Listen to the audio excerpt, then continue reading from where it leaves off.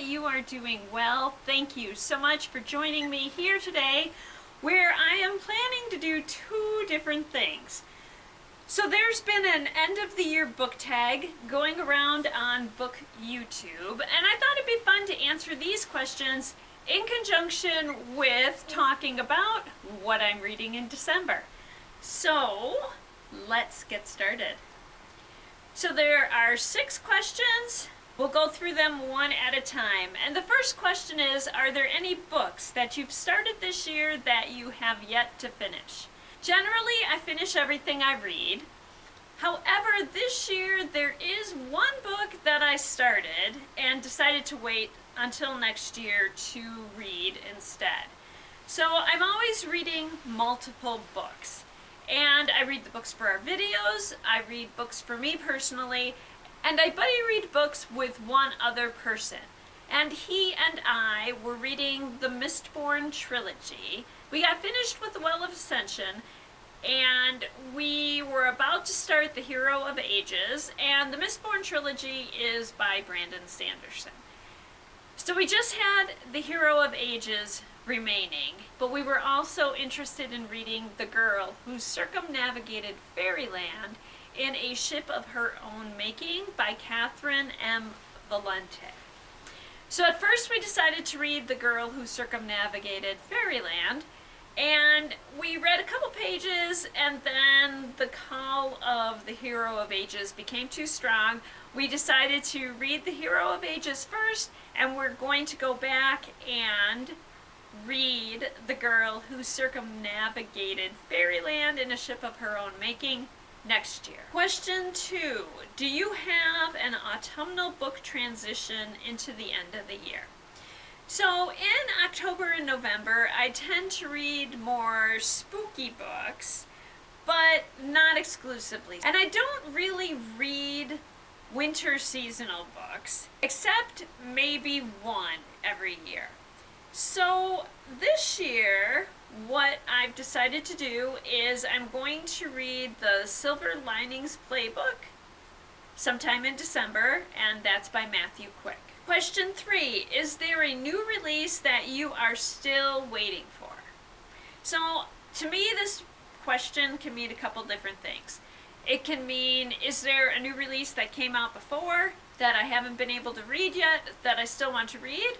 Or it could mean, is there something that's going to be released in December that I want to read? I'm going to answer it with the second meaning, and I cannot think of any books coming out in December that I want to read. Question 4 is, what are 3 books that you need to read before the end of the year?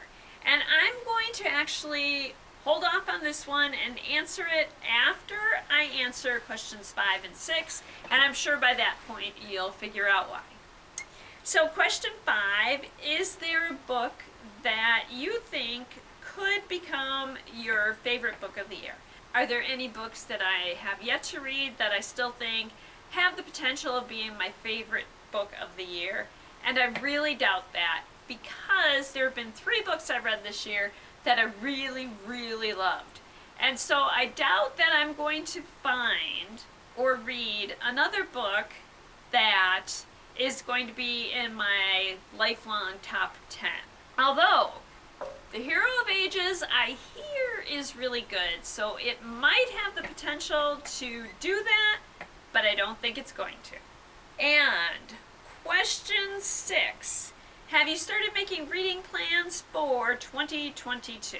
So the answer to this one, at least on some level, has to be yes, because I just told you that I plan to read The Girl Who Circumnavigated Fairyland in a Ship of Her Own Making next year.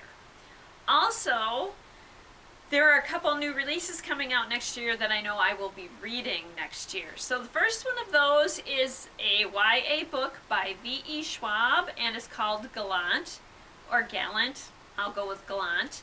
I'm very excited about that one. V.E. Schwab has become one of my favorite authors. And also Cynthia Hand, Brody Ashton, and Jody Meadows have a new book in the Mary series coming out in August, and this one is My Imaginary Mary, which is about the author of Frankenstein, Mary Shelley, and Ada Lovelace. So I'm sure there's more, but those are the ones I can think of now. So back to question 4. Question 4 was, what are 3 books that you need to read before the end of the year? And I have them here next to me. First one is Breathless by Jennifer Niven. And in Breathless, Claudine's graduation is on the horizon, and she's focusing on a few things: college and becoming a famous author among them. But then her dad announces that he and her mom are splitting up, and her mom whisks them away to a remote island off the coast of Georgia so that they can begin the process of healing their broken heart. Breathless is an insightful portrait of a young woman determined to write her own next chapter. As Good as Dead by Holly Jackson. And this is the 3rd of the Good Girl's Guide to Murder series. I'm very excited to finish this series. If you've watched my videos before, you will know that I read the first one, A Good Girl's Guide to Murder, and the second one, Good Girl, Bad Blood. And in these series, Pip solves crimes. In the first book, she started working on her senior project, which was to investigate a crime that had happened, to prove that the person who everyone thought did it really didn't do it, because she knew this person and knew that they could not have committed that crime. In the second book, when one of her friend's siblings goes missing, his family asks her for help. And this is the 3rd book, As Good as Dead. I do not know the plot of this one, but I'm really excited to start.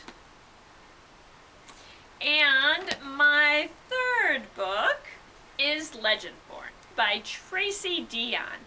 I've mentioned this book before, and I really am excited to finally get a chance to read it. So Bree's mother dies in an accident, and to put all that behind her, she gets accepted to a residential program for bright high schoolers. So she goes to this program, and on the first night she's there, she witnesses a magical attack. A teen mage, a Merlin, attempts to wipe Bree's memory free of what she witnessed. And his failure to do that reveals Bree's unique magic. And she remembers that a Merlin was at the hospital on the night of her mother's accident. So now Bree will do whatever it takes to find out the truth. And I saved this question for last because these 3 books will be what I'm reading in December. And yes, it's only 3 books, and there are a couple reasons for that. First, December is pretty busy for me. I'm sure it's busy for you. Second, the shortest of these books is 338 pages, which is about average for one of these books. But the other ones are 458 pages and 498 pages. And reading all those pages in a month where I have a lot to do already might be a little too stressful.